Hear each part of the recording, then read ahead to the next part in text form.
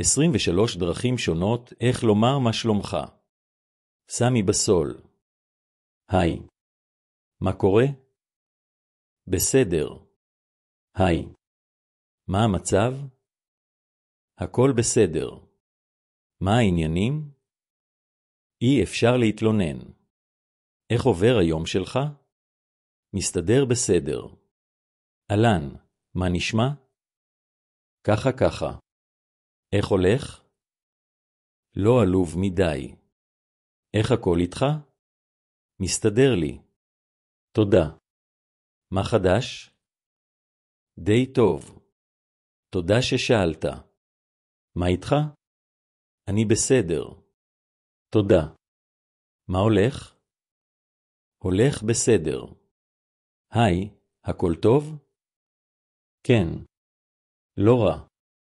איך העניינים? אני בסדר. תודה לך. איך ככה? מעולה. הכל טוב? כן. הכל טוב. לא יותר מדי על מה להתלונן. היי, מה המצב? מצבי טוב. תודה. איך אצלך? סבבה. איך אתה? מצוין. שלום, מה שלומך היום? היום אני מרגיש טוב. מה העניינים אצלך? הכל בסדר, מה איתך? איך אתה מסתדר? אני מסתדר יפה. איך היום שלך? ברוך השם לא רע. מה איתך?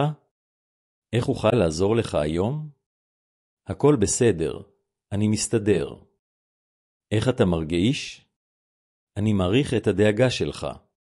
אני מרגיש ממש טוב.